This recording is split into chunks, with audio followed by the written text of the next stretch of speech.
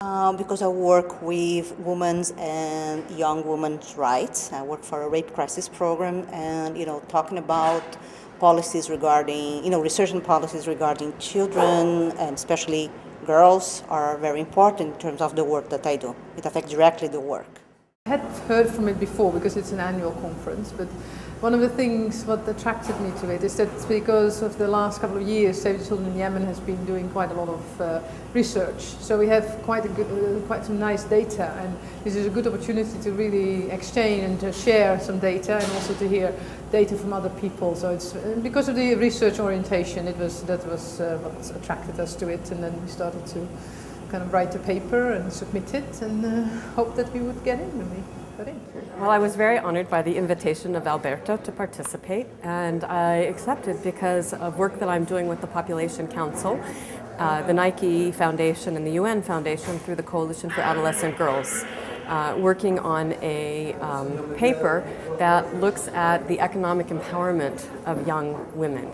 And I thought, it would be really interesting to really situate that the context of adolescent girls in the current crisis, and particularly focus on some of the economic dimensions that might be overlooked. So I was really happy to be able to come and talk about some of the economics. I think a lot of attention is focused on health and focused on education. And thinking about economic issues is a little bit more challenging because we get into questions about child labor, which is very controversial. We get into other issues about the transition to work and gender stereotyping and all kinds of things. So it was a good challenge. Plan has been working on girls' rights for a long time, and it's something that is deeply embedded, I think, and I hope in the work that we do. And to have an opportunity to have so many different papers on thematic areas that are key to the work that we're doing in the same room is an incredible opportunity. And for us also have the opportunity to share some of the work that we're doing, because we also like to share what we do, because it's through partnerships and through interaction that we're actually going to start to address girls' rights, and listening to the voices of girls themselves is a key part of that. And so that's been embedded into the work that we've done in the paper that we've presented. Well, I think I was really attracted to the subject because, as I have been working mostly last 30 years, more than 30 years of my professional life with women's issues and equality at various levels, national level, European Commission, Council of Europe. They have committees dealing with equality, gender equality issues. So that has been, my main area of work in all my life. I've also been working with children's issues once in a while. I am in the board of the National Committee for UNICEF in my country.